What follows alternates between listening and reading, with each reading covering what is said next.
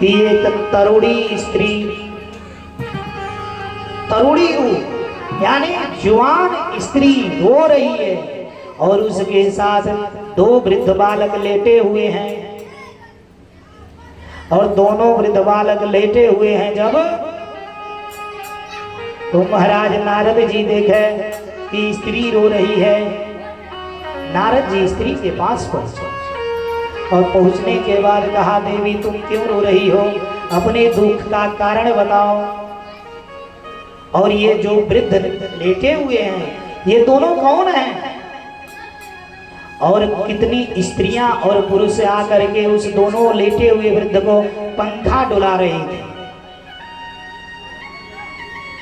वह स्त्री हाथ जोड़ करके कही, देवर्षि नारद जी, मैं भक्ति हूं, मेरा दक्षिण द्रविड़ क्षेत्र में मेरा जन्म हुआ, कर्नाटक में मैं पली बड़ी, महाराष्ट्र में मेरी उन्नति हुई और गुजरात में मेरी अवनत हुई। इस प्रकार से मैं गुजरात में जब गई ना, तो गुजरात में ये जितने मनुष्य थे ना, इतने कली के प्रभाव से पापी हो गए थे। मेरी इतनी अवनति हुई कि मैं वृद्ध हो गई। और इतना ही नहीं, मेरे ये दोनों पुत्र हैं ज्ञान और वैराग्य, ये भी जो है कली के प्रभाव से ये भी वृद्ध हो गए हैं। और मैं अब यहाँ नहीं रहूंगी, क्योंकि जिसके पुत्र, जिस माता के पुत्र, माँ जवान हो और उसके पुत्र वृद्ध हो गए हों, तो सोचिए वो माँ क्या सोचेगी। भक्ति ने नारद जी से कहा, देवर्षि नारद, ऋषिवर,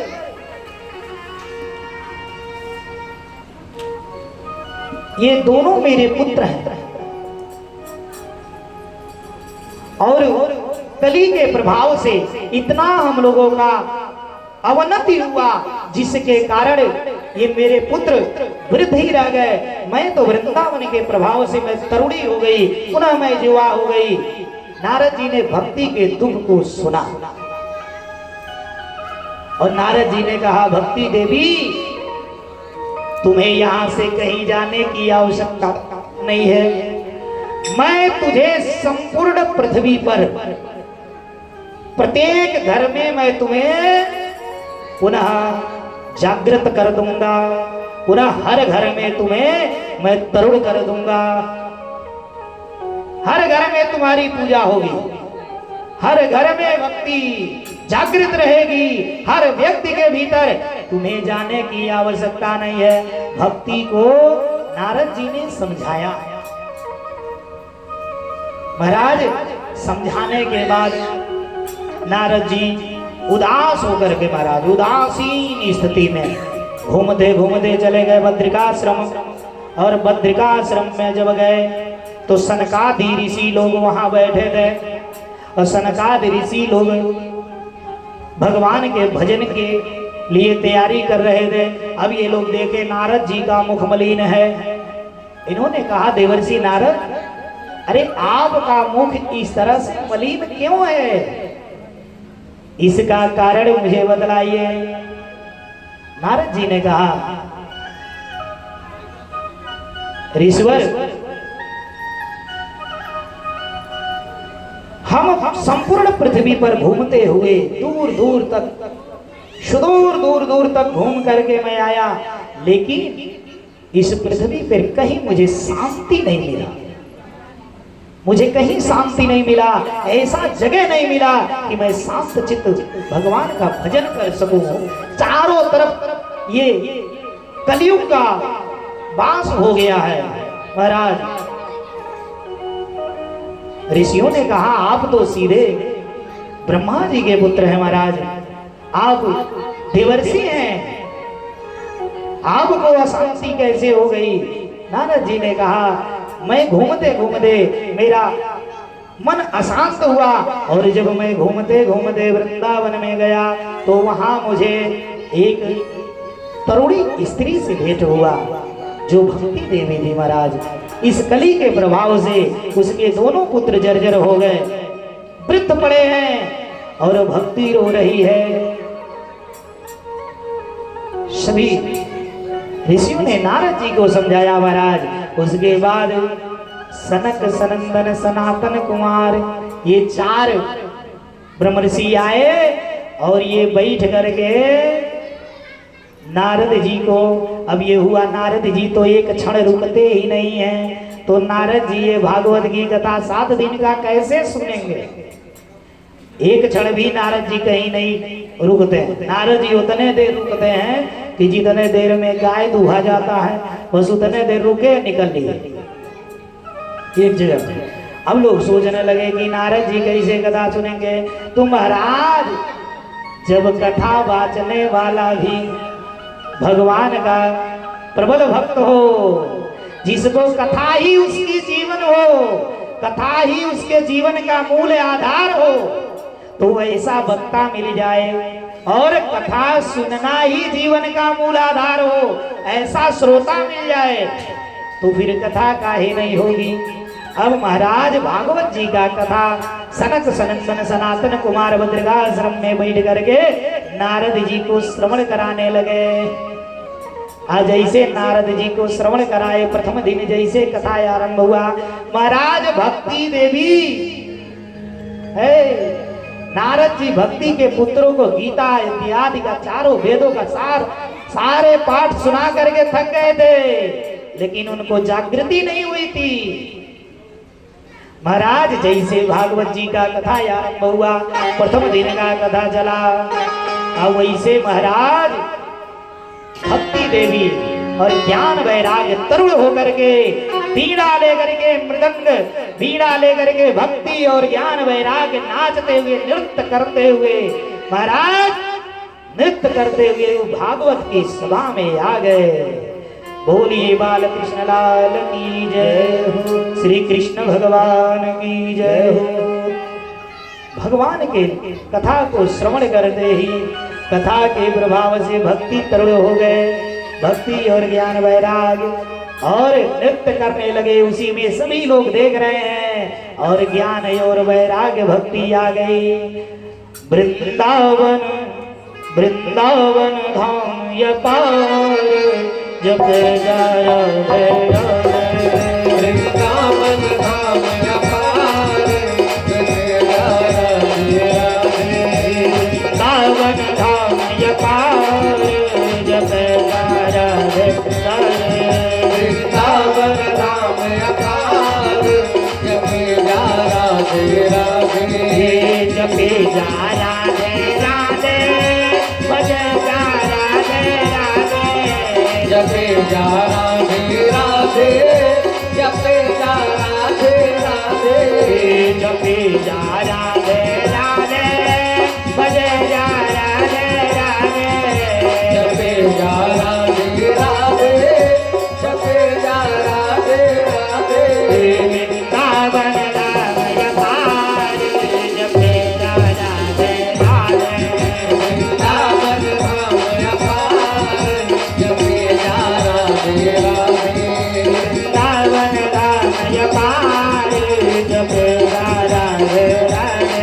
वृंदावन धाम ये पार जपे जा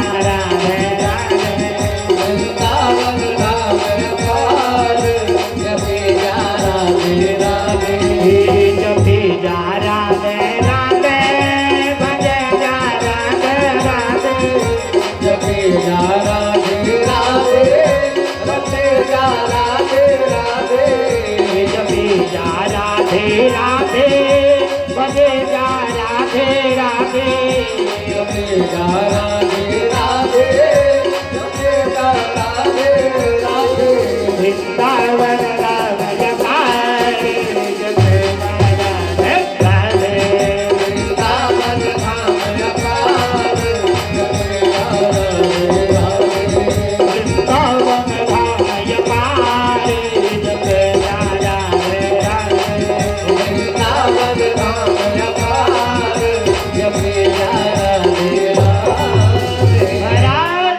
सभी लोग देख रहे हैं, सभा में नृत्य करते हुए ज्ञान वैराग्य आ गए हो।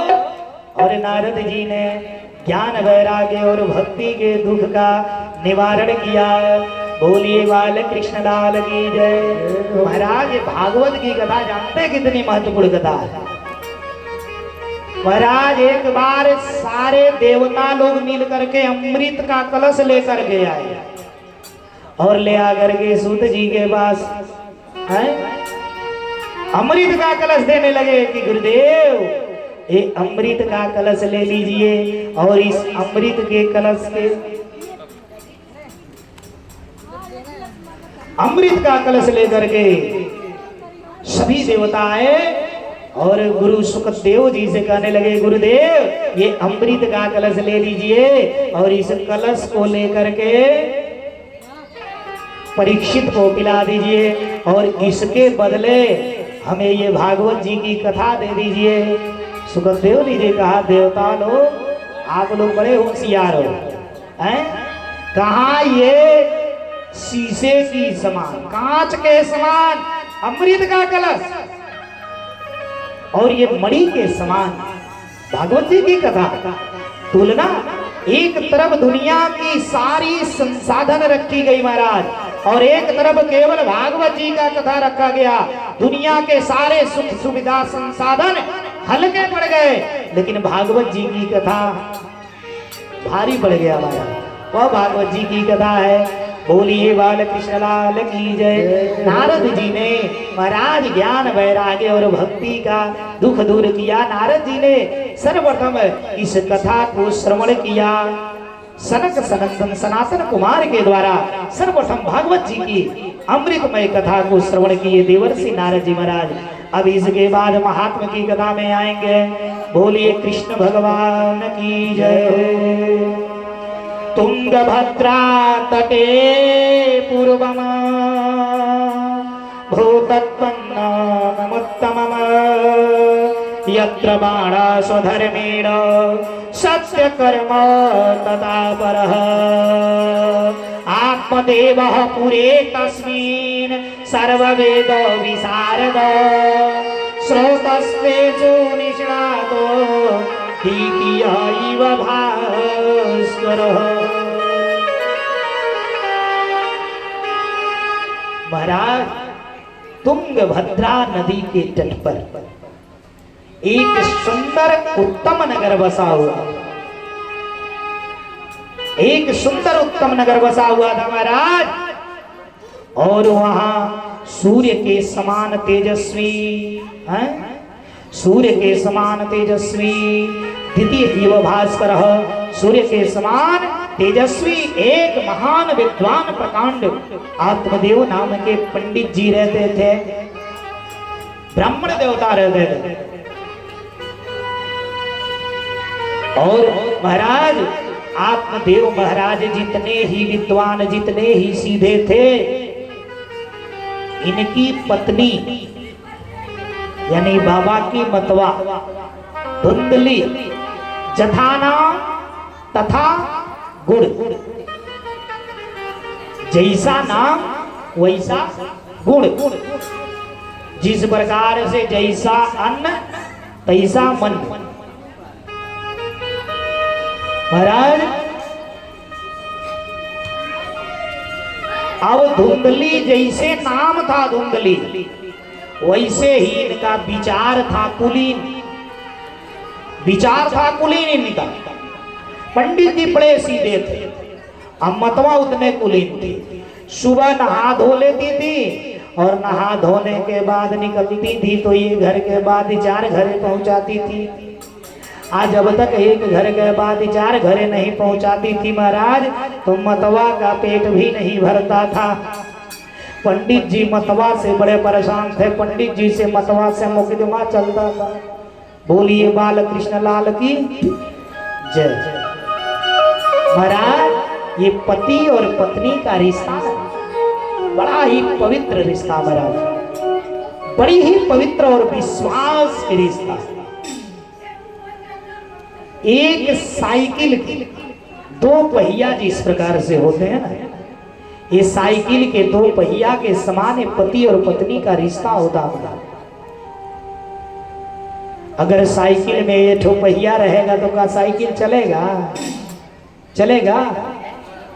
तो उसी प्रकार से अगर गृहस्थ जीवन में पति और पत्नी ना रहे तो जीवन नहीं चलने वाला। आई अगर रहे भी दोनों का परस्पर तालमेल न बने तो भी जीवन नहीं चलने वाला महाराज। लेकिन अब पंडित जी क्या करें? पंडित जी का महाराज धीरे धीरे बुढ़ापा आ गया था, कोई संतान नहीं थी। पंडित जी बहुत दुखी रहते थे। लेकिन ये जो मतवा थी इनको कोई गम नहीं।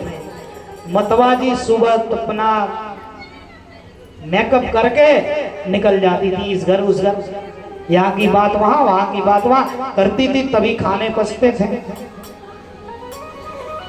पंडित जी बहुत दुखी रहते थे। पंडित जी कहीं कहीं जाते थे, लोग इनको ताने कसते थे महाराज, क्योंकि महाराज इस जीवन में दो का बहुत महत्व है। दो चीज का बहुत महत्व है वो, कि पति बिन सूना मांग है, कि पुत बिन सूनी गो।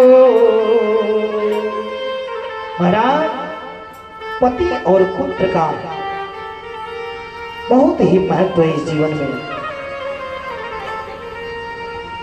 महाराज एक पुत्र के लिए लोग इतना रोते हैं ना, पुत्र ना है तो इतना रोते हैं। यदि किसी को पुत्र ना है तो रो रहा, ठीक। किसी का पुत्र जन्म लिया और जन्म लेके कुछ दिन बाद मर जाएगा तो भी वो कुछ दिन रो करके भी भूल करके अपना धीरे धीरे रहता है। लेकिन महाराज अगर पुत्र कुपुत्र पैदा हो गया ना तो जीवन भर रुलाता है, जीवन भर रुलाता है। पुत्र नहीं है तो रो करके सबूर कर लेंगे, नहीं है क्या करें, परमात्मा ने नहीं दिया। पुत्र को दे दिया और उठा लिया तो कहेंगे चलो भैया मेरे भाग्य में नहीं था, कुछ दिन सो लेंगे जी लेंगे।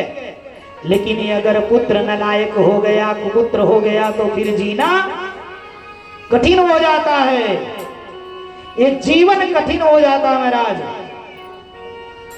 इसी प्रकार से अब पंडित जी महाराज पुत्र के लिए इतने दुखी थे ना, लोग ताने कसते थे महाराज, ताने मारते थे, वो मतवा से भी नहीं पटता था। पंडित जी अत्यंत दुखी रहते थे। पंडित जी एक दिन जा करके महाराज सोचे आज मैं अपने प्राण को त्याग दूंगा, आज मैं जीवित नहीं रहूंगा।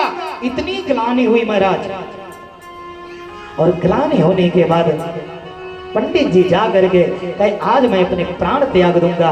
जा करके गंगा के किनारे बैठ करके पंडित जी रो रहे महाराज। पंडित जी रो रहे हैं, व्याकुल हैं, पुत्र के लिए रो रहे हैं, अपनी दशा पे रो रहे हैं। और महाराज जब रो रहे हैं तो ऐसे समय में एक साधु बाबा का दर्शन हो गया,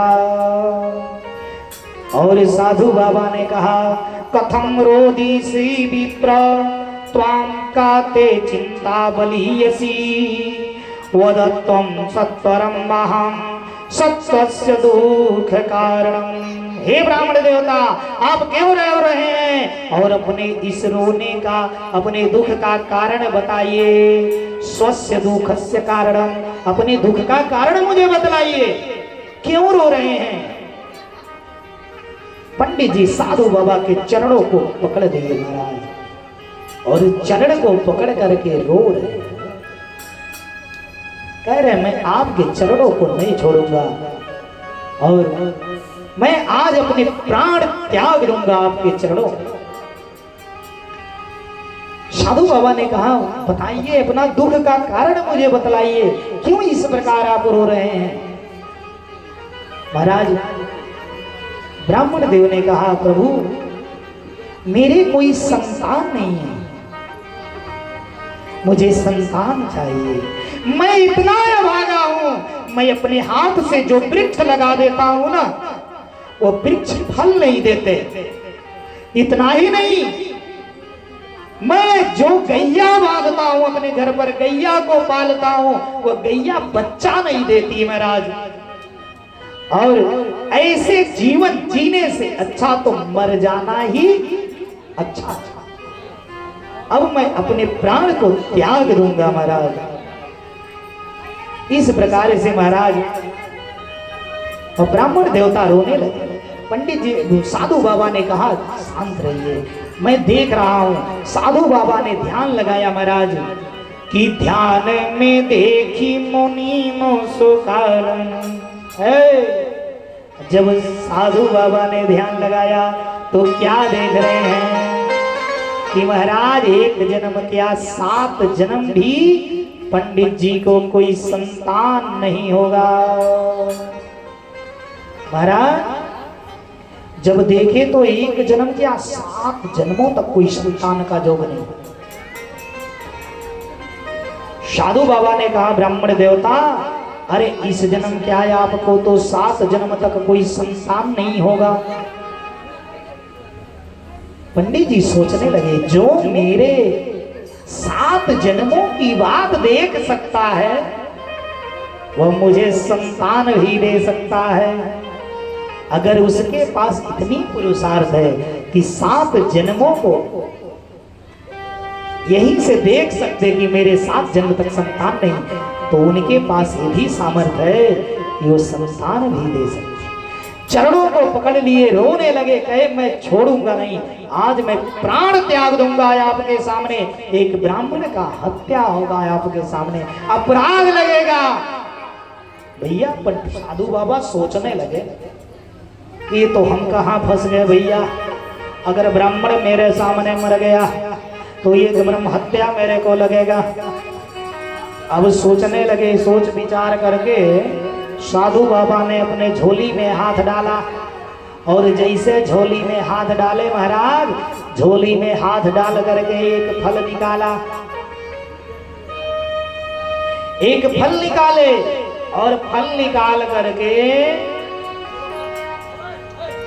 पंडित जी को दे दिया और कहा पंडित जी ये फल ले जा करके अपने मतवा को खिला दीजिएगा। यानी फल ले जाके मतवा को अपने सामने खिला दीजिएगा। महाराज और पंडित जी ने क्या किया, पंडित जी प्रसन्न हुए, फल लेकर के दौड़े और दौड़े दौड़े गए। धुंधली को पुकारने लगे बाहर से, धुंधली बाहर क्या हल्ला मचाए हुए हैं, क्या हल्ला मचाए हैं वो। पंडित जी ने कहा धुंधली देख मैंने साधु बाबा ने मुझे फल दे दिया है, इस फल को तू खाएगी ना तो सुंदर पुत्र की प्राप्ति होगी। धुंधली धुंधली कह रही इतनी बात फल वल लेकर के फल से बच्चे होंगे क्या? अरे तू खा लेना। वृथा न जाय देव ऋषि वाणी, इस साधु बाबा का वरदान है, खा ले। पंडित जी ने दे दिया और धुंधली फल लेकर के विचार कर रही है, सोच रही है खाऊं कि ना खाऊं। तब तक पड़ोस की एक पड़ोसी ना आ गई। धुंधली ने कहा बहन देखो ये फल पंडित जी ला करके दिए और ये फल खाने से बताए है ना कि सुंदर पुत्र का प्राप्ति होगी। उसने सोचा कि कहा ये चक्कर में पड़ी हो या है, फल खाने से कहीं बच्चा होता है क्या? इस साधु वधु के चक्कर में क्या पड़ी हो है? पंडित जी तुम्हारे कोई काम नहीं है, यही पड़ा हुआ है। धुंधली ने कहा सही कह रही हो बहन। उसने बगल वाली फोड़ करके चली, अब ये फल नहीं खाए। सोच विचार कर रही है, तब तक पड़ोस के गांव में इसकी बहन रहती, धुंधली की बहन पड़ोस के गांव में ही ब्याही गई थी। महाराज संजोग से उसी समय इसकी बहन आ गई और जब बहन आई तो धुंधली के धन पर कुदृष्टि पड़ा। बहन की कुदृष्टि थी धन पर। बहन सोच रही थी इसके कोई संतान है नहीं, इसका सारा धन तो मेरा होगा। महाराज जैसे इसने किया, कहा बहन ये फल खाने के लिए पंडित जी ने कहा है। उसने कहा है बहन पागल हो गई हो क्या है? फल खाने से कहीं बच्चा होता है क्या? ये पंडित जी भी पागल हो गए हैं। आज अगर तुम फल खा भी लोगी, अगर बच्चे होगा कितनी परेशान। हाँ बहन मुझे बहुत दिक्कत होगी, मेरे पेट मोटे हो जाएंगे, मुझे सुंदर खाने को इच्छा करेगा, मैं खा भी नहीं पाऊंगी, मुझे अत्यंत पीड़ा होगा, गांव में चोर आएंगे, डाकू आएंगे, सब लोग भाग के जान बचाएंगे। आज ऐसे समय में बहन मैं भाग नहीं पाऊंगी और मैं पकड़ी जाऊंगी। यदि गांव में आग लग गया तो सब लोग भाग जाएंगे, मैं उसी में जल जाऊंगी। इतने नहीं बहन, मेरा सुंदरता खत्म हो जाएगा। ओ है तो उसने कहा हाँ बहन सही बात, ऐसा करो ना, इस फल को ले जा गैया को खिला दे, फल को गैया को खिला दे। तो बोली बहन अगर पंडित जी पूछेंगे फल खाई तो कहूंगी क्या, तो बोल देना हाँ मैं गई फल को खाई हूँ। तो पंडित जी पूछेंगे तो बच्चा कहे, अरे बहन घर में कपड़े बांध करके चिप करके रह जाना, अब मेरे पेट में बच्चा है और जैसे मेरा बच्चा जन्म लेगा मैं ला करके तुझे अपने बच्चे को दे दूंगी।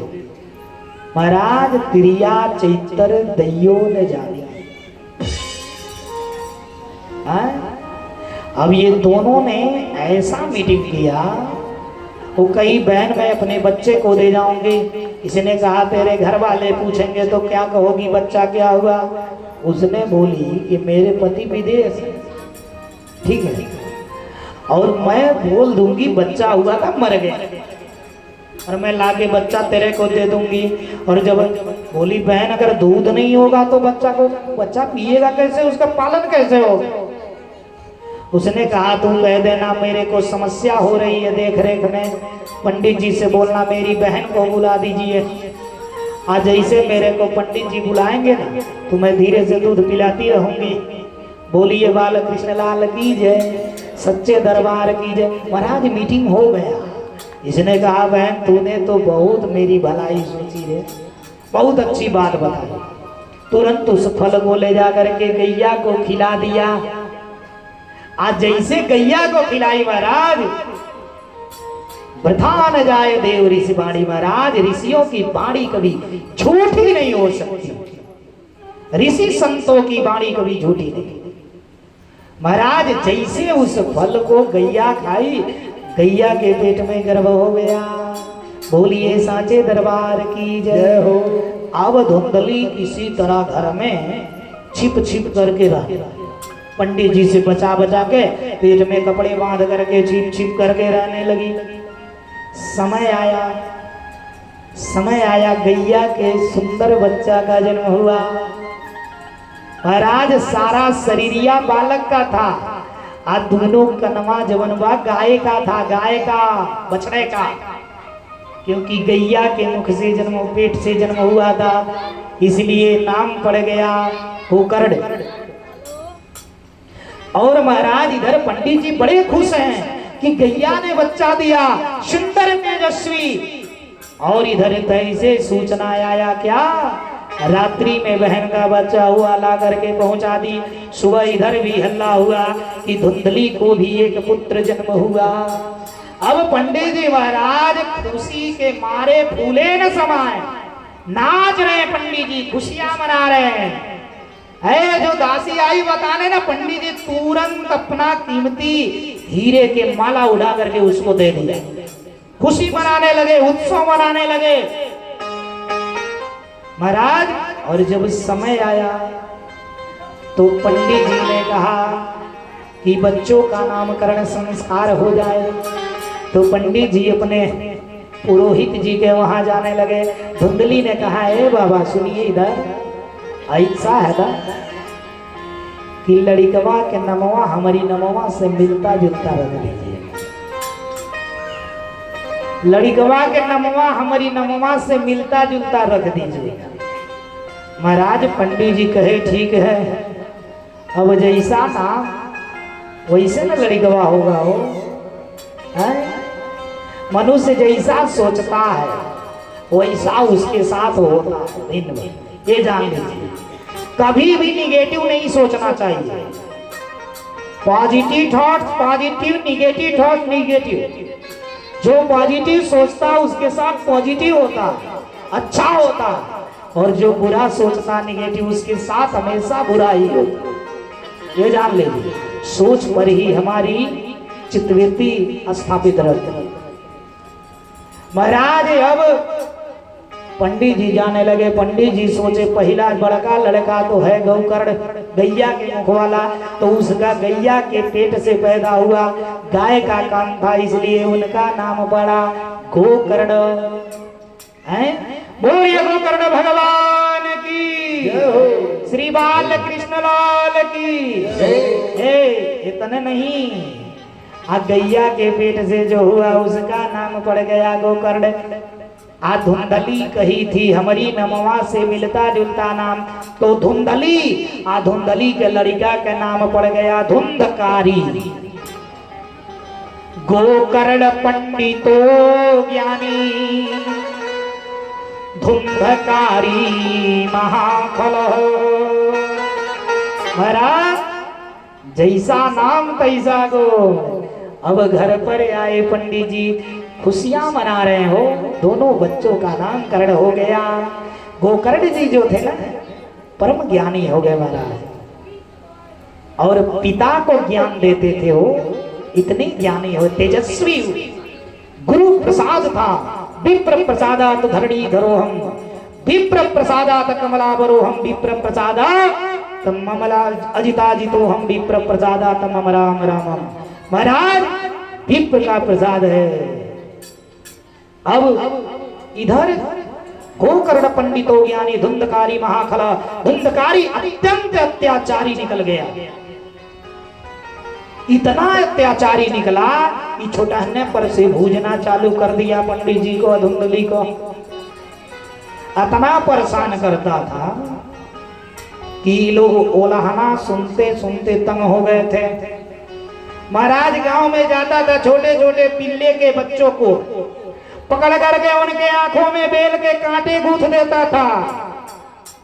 इतना ही नहीं, छोटे छोटे बच्चों को कुएं में देखता था, वो देखो कुएं में क्या है। आज जैसे बच्चा लोग देखते थे पीछे से धक्का मारता था, बच्चे कुएं में गिर जाते। अत्याचारी निकल गया महाराज, इतना ताताई निकल गया। अब पंडित जी महाराज बहुत दुखी हुए। अब जब पंडित जी बहुत दुखी हो गए तो पंडित जी घर छोड़ करके चले गए, घर छोड़ के चले गए जंगल में, अपना भगवान का तपस्या करने निकल गए आत्मदेव जी। और जब आत्मदेव जी निकल गए, धीरे धीरे धुंधकारी बड़ा होने लगा, और जब बड़ा होने लगा और उड़नता करने लगा। इतना ही नहीं महाराज, मदिरा पान करने लगा। अब ये सब देख करके महाराज गोकर्ण जी ज्ञानी थे ना, इनको देखा नहीं जा रहा था। ये भी पिता के जाने के बाद ये भी घर को छोड़ करके चले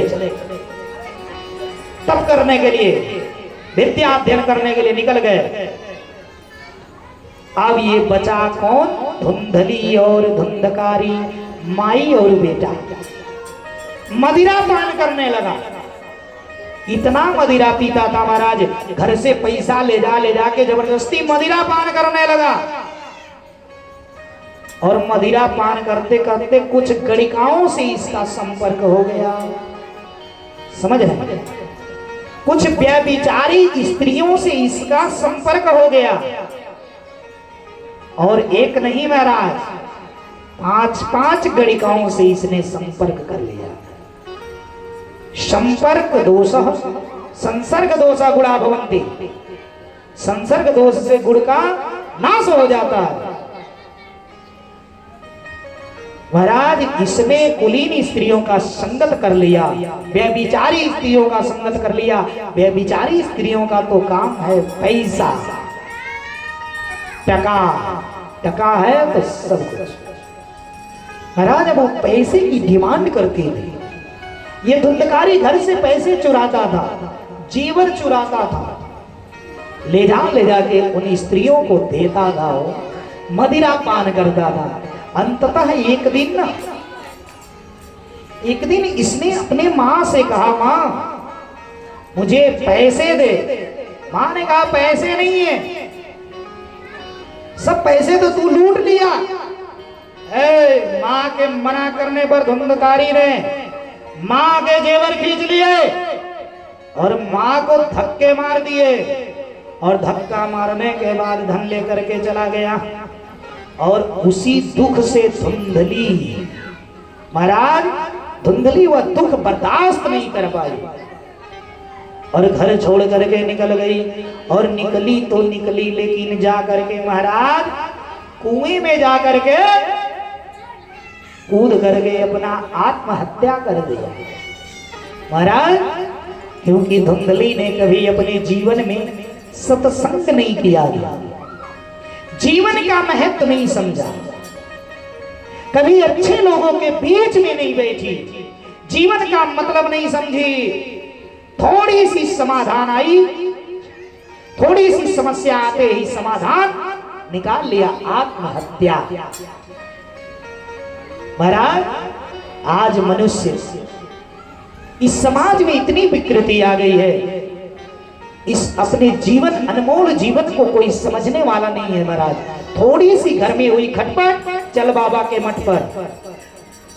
घर में थोड़ा सा खटपट हुआ, अरे लिए अपना बोरिया बिस्तर चले।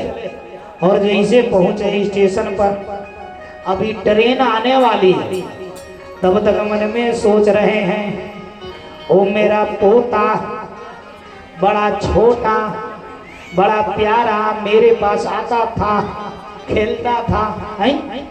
घर से चले सन्यासी बनने, थोड़ी सी समस्या आ गई और स्टेशन पे जाते ही पोते का याद सताया और चल दिए लेकर बोरिया बिस्तर घर चले आए। सन्यास भूल जा रहा, सत्संग नहीं किया, जीवन का महत्व नहीं समझा। थोड़ी सी समस्या आई, समाधान आत्महत्या। समाज में काफी सुनने को मिलता है, थोड़ी सी बात लगी जाकर के लोग गले में डोरी लगा करके फंसरी दे करके आत्महत्या कर लेते हैं। थोड़ी सी बात हुई, पॉइजन खा करके मर जाते हैं। थोड़ी सी समस्या आई, आग से जल जाते हैं। थोड़ी सी समस्या आई, जल में कूद जाते हैं, छत से कूद जाते हैं। क्या है ये जीवन इसलिए नहीं मिला है हो, ये जीवन अनमोल है।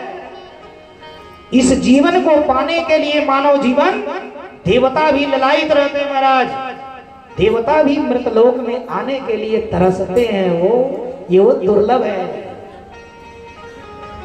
महाराज गुरुदेव जी क्या लिखे हैं कि बड़े भाग्य अमानुष तन पावा। हे महाराज काहे ई नहीं लिख दिए हो, काहे मानुष लिखे कि बड़े भाग्य हाथी तन पावा। ई नहीं लिख सकते थे हो, है? लेकिन मानव ही लिखे, काहे न लिख दिए कि बड़े भाग्य गदहा तन पावा।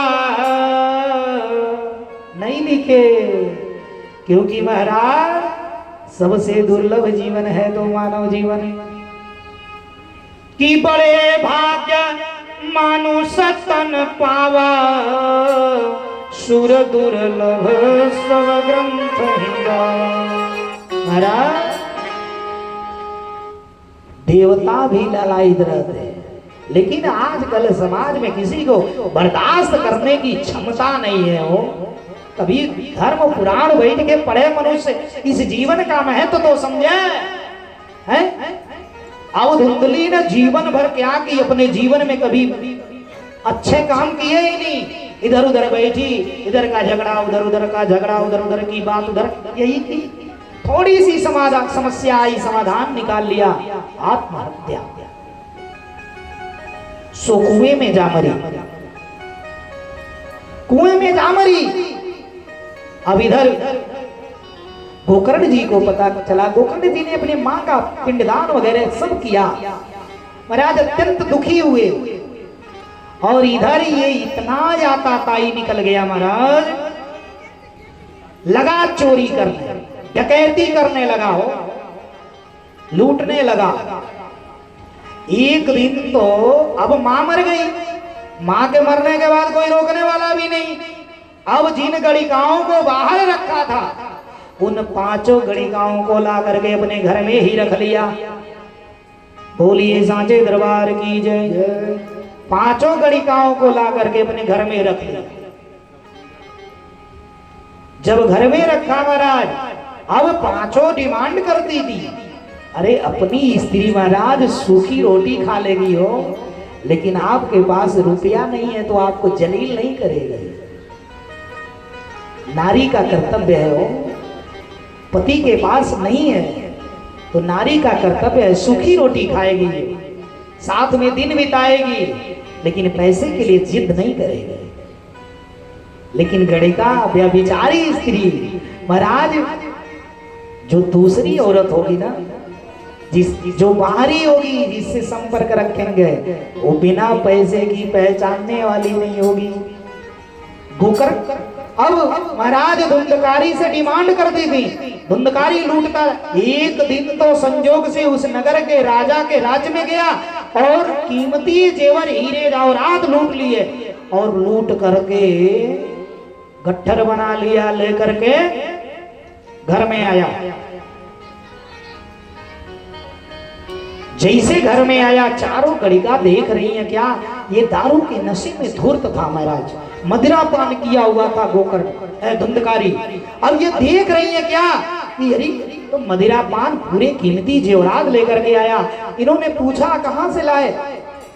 अरे देवियों, मैं तो आज राजा के महल में चोरी किया है हो, बहुत सा धन है। ये सब सोचने लगे बहन, आपस में विचार की बहन, एक न एक दिन ये पकड़ा जाएगा, और जिस दिन ये राजा के दरबार में पकड़ा जाएगा ना बहन, पक्का ये मारा जाएगा। और यही नहीं, जब ये कहेगा मैं धन ले जाकर के किसको देता हूं, तो उस समय बहन हम लोग भी नहीं बचेंगे, राजा हम लोग को भी नहीं छोड़ेगा। इसलिए बहन कोई ऐसा उपाय कर देना, इसको ही ठिकाने लगा देते, ना रहे वो बांस, ना बजी बांसुरी, नहीं रहेगा न पकड़ा जाएगा, और न पकड़ा जाएगा तो मैं भी, हम लोग भी नहीं पकड़े जाएंगे। चारों ने विचार कर लिया, पांचों विचार करके महाराज धुंधकारी को और मदिरा पान कराया। इन पांचों गणिकाओं इतना मदिरा पान कराया, ये अचेत स्थिति में हो गया, अचेत हो गया हो। और जब अचेत पड़ गया ना, तो इसे पांचों गणिकाओं ने घर में जो पलंग था ना, उसी पलंग में इसके हाथों पैरों को बांध करके लगी मारने। और जब लगी मारने महाराज, ये लगा चिल्लाने हो, लगा चिल्लाने धुंधकारी, लगी मारने, लगा चिल्लाने। जब चिल्लाने लगा तो सोचने लगी सबकी अगल बगल आवाज जाएगा, अभी लोग सोचेंगे क्या हो रहा है, लोग दौड़ कर आएंगे, हम लोग पकड़े जाएंगे। महाराज इस प्रकार से लगा जब चिल्लाने, तो एक गई दौड़ करके, चूल्हे का आग जल रहा था महाराज, किताब तंगार समूहास तन मुखे विचिचिछि को, अग्नि ज्वाला की दुखेन व्याकुलो निधनगतः, व्याकुलो निधनगतः। महाराज एक दौड़ करके गई, जलते हुए आग के अंगारे को लेकर के आई और धुंधकारी के मुंह में डाल दिया, और धुंधकारी के मुंह में डाल करके और मार डाला पांचों ने। हो पांचों ने मार डाली, धुंधकारी के प्राण निकल गए, तड़पड़ा करके मर गया हो। और जैसे मरा, ये पांचों सोची बहन, इसको इसी आंगन में ही इसको दफन कर दिया जाए, और इसी आंगन में ही गड्ढा खोद कर इसे गाड़ दिया जाए, और यहाँ से हम लोग धन लेकर के रघु चक्र हो जाए। बोलिए कृष्ण भगवान की जय, श्री बाल कृष्ण लाल की जय। महाराज पांचों ने गड्ढा खोद करके उसी आंगन में धुंधकारी को गाड़ दिया, और पांचों ने धुंधकारी को गाड़ करके धन लेकर के निकल गई। और धन लेकर के निकल गई। सुबह हुआ, अगल बगल के लोग जुटे, अरे धंधकारी का पता नहीं, यही चारों घड़ी कहाँ चले गए। धीरे धीरे बात फैल गई, बात छिपती नहीं है, बात फैल गई। ये पता चला गोकर्ण जी को। महाराज गोकर्ण जी अत्यंत दुखी हुए, और दुखी होने के बाद महाराज गोकर्ण जी गए गया में, और गया में जाकर के सैकड़ों पिंडदान किए, धुंधकारी के निमित्त का श्राद्ध तर्पण किए। और करने के बाद कुछ दिन बीतने पर महाराज, और इधर ये अपने कुकर्मों से महाराज ये व्याकुल होकर के मर गया हो, लेकिन था तो ब्राह्मण ना, था तो ब्राह्मण। अब ये भयंकर प्रेत बना महाराज, भयंकर प्रेत, इसकी मुक्ति नहीं हुई। 100 पिंडदान कर डाले हो, 100 पिंडदान किए गोकर्ण जी, लेकिन इसकी मुक्ति नहीं हुई महाराज। अब इसके बाद इधर गोकर्ण जी एक दिन विचार किए, मैं घर को चलूं थोड़ा। घर में आए, रात्रि में आए, और रात्रि में आए, घर में प्रवेश किए, थोड़ा सा स्थान साफ करके, पूरे घर में इतने झाले इत्यादि हो गए थे, कोई रहता नहीं था, भूत की तरह अड्डा बना हुआ था महाराज। गोकर्ण जी थोड़ा सा स्थान साफ किए और अपना आसन लगाए, कुंडलों में जल लिए, अपना लेटे हुए हैं, और मन में विचार कर रहे हैं कि मेरा घर क्या से क्या हो गया, क्या था आज क्या हो गया। सारी बातें सोच रहे हैं, विचार कर रहे हैं महाराज। अर्धरात्रि हो गई, अर्धरात्रि में वो भयंकर प्रेत रूपी धुंधकारी कभी भैंसा बन के आ जाता था, कभी इंद्र, कभी जो है आग का गोला बन जाता था महाराज, विविध प्रकार का रूप बना करके। अब गोकर्ण जी के पास आता था। गोकर्ण जी कुछ क्षण के लिए घबरा गए, डरे नहीं हो, इतने बड़े विद्वान थे, उसे डर, उन्हें डर होगा, डरे नहीं, लेकिन कुछ क्षण के लिए घबरा गए। ये क्या है, आखिर ये कौन है। कभी कभी एक पुरुष बन जाता था, और पुरुष बन करके केवल रोता था, संज्ञा मात्रम चकारः, केवल संज्ञा करता था, इशारा करता था, बोल नहीं पाता था, क्योंकि प्रेत को बोलने की शक्ति नहीं होती महाराज। गोकर्ण जी कुछ क्षण के लिए घबरा गए, बोले कस्तम, तुम कौन हो, तुम कौन हो। और इस प्रकार अर्धरात्रि में कस्त्वम उग्रतो रात्रो कुतो यातो दिशामिमां किम वा प्रेत पिशाचो वा राक्षसोऽसीति संघः। अरे तुम कौन हो, भूत हो, प्रेत हो, पिशाच हो, राक्षस हो, क्या हो। इस प्रकार से इस अर्धरात्रि को मुझे क्यों डरा रहे हो। एवं पृष्ठ ददातेन रुचोदो पुनः पुनः आसक्तो वाचनोच्चारे संज्ञा मात्रं चकार। ये पूछ रहे हैं गोकर्ण जी, लेकिन वो केवल संज्ञा कर रहा है, रो रहा है, कुछ बोल नहीं पा रहा है। ततोंजलौ जलम कृत्वा गोकर्ण समुदैर्यत तत्सकेह तपापोसो प्रवक्तामोपचक्रमे। महाराज अंजलि में जल ले लिए गोकर्ण जी, और जल लेकर के अभिमंत्रित किए, और अभिमंत्रित करके उस जल को जैसे ही उस प्रेत आत्मा के मुख पर मारा, उस प्रेत आत्मा को वाक शक्ति आ गई, बोल पड़ा अहम भ्राता त्वदीयोऽस्मिन् धुंधकारी नामतः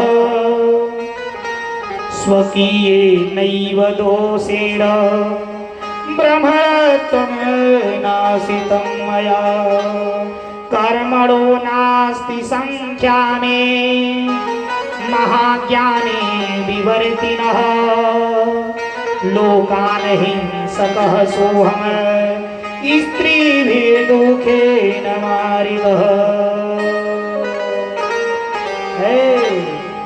बोल पड़ा धुंधकारी, भैया मैं आपका ही भाई धुंधकारी हूं, जो अपने कर्मों के द्वारा आज ब्राह्मण होने के बाद भी मैंने जो अपना ब्राह्मणत्व नष्ट कर दिया, जो मैंने कुकृत्य किया, जो मैं व्यभिचारी स्त्रियों का संसर्ग किया, आज उसके कारण मैं भयंकर प्रेत बना हूं। भैया मुझे अत्यंत पीड़ा हो रही है, मेरी रक्षा करें। गोकर्ण जी को करुणा आ गई हो, दया आ गया।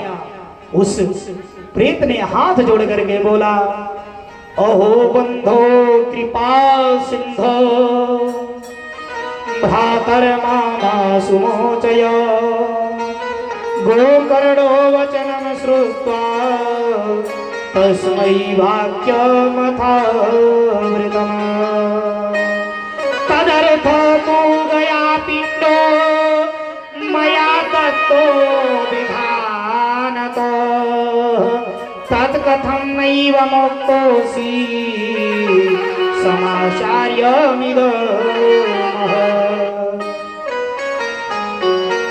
भैया मैं आपका ही भाई धुंधकारी, मुझे अत्यंत पीड़ा होती है। भैया मुझे रात्रि में शीत लगता है, मुझे धूप लगता है, दिन में मुझे बहुत भूख लगती, प्यास लगती, मुझे कहीं रहने को जगह नहीं मिलता है। भैया मेरी रक्षा करें। गोकर्ण जी ने कहा, धुंधकारी मैंने तो गया में तेरा सैकड़ों पिंडदान कर दिया रे, तेरे लिए मैंने श्राद्ध तर्पण किया, फिर भी तेरी मुक्ति नहीं हुई। बोल पड़ा। गोकर्ण जी ने कहा, धुंधकारी गया श्राद्ध सतेनपि मुक्ति स्तुदापयो ना परिस्वा। किं देयं मया प्रेतं तद्वद सविस्तरम्। अरे गया श्राद्ध से भी तेरी मुक्ति नहीं हुई। धुंधकारी ने कहा, भैया मैं भयंकर प्रेत हुआ हूं, मैं महाप्रेत की श्रेणी में हूं, मेरी मुक्ति एक नहीं 100 पिंडदान करने से भी नहीं होने वाला, हजारों पिंडदान कर देंगे तो मेरी मुक्ति नहीं होने वाला। अरे गया श्राद्ध सतेनपि अरे मुक्तिर्मे न भविष्यति। उपाय परम किंचित् त्वं विचारय समावृतः। गोकर्ण जी ने कहा, धुंधकारी मैंने गया में तो तेरा हजारों पिंडदान किया, लेकिन तेरी मुक्ति नहीं हुई। ठीक है। प्रेत ने कहा, भैया गया में हजारों नहीं, आप कितने भी पिंडदान कर लो, मेरे जैसा प्रेत का मुक्ति नहीं होने वाला। उन्होंने कहा, गोकर्ण धुंधकारी तू अभी जा, रात्रि का समय है, अभी तू जा, सुबह होने दो, तुम्हारे मुक्ति का मैं रास्ता अवश्य खोजूंगा। वो जा। बड़े करुणावान थे हो गोकर्ण जी। सुबह हुआ, रात्रि में नींद नहीं आई। गोकर्ण जी रात्रि में सोए नहीं, धीरे धीरे किसी तरह रात्रि बीता। सुबह हुआ, तमाम विद्वत जनों को बुलाए, तमाम विद्वानों को बुलाए।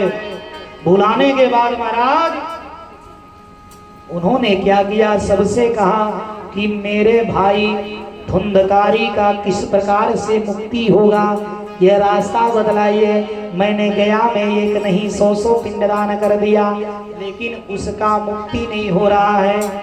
सभी ने तरह तरह के उपाय बताए, संतुष्टिजनक उपाय कोई बता नहीं पाया हो। गोकर्ण जी के गुरु थे कौन? सूर्य नारायण। बोलिए बाल कृष्ण लाल की जय। हैं कुछ लोग सो रहे हैं, हमारे यजमान जी माता जी जो हमारी मैया हैं, मैया भी थोड़ा थोड़ा सो रही है, थोड़ा आंखों में जल लगा लीजिए मैया। आज पहला दिन है ना, आप भी जुलूस उलूस में बहुत घूमी हैं, थक गई होंगी। बोलिए सांझे दरबार की जय। सरजू किनारे बांसया वाधना करिया, सरजू किनारे बांसया वाधना करिया, सरजू किनारे बांसया वाधना करिया, सरजू किनारे बांसया वाधना करिया। चलो दर्शन करे आसे प्रभु भजन करे, भजन करे, सरजू किनारे बस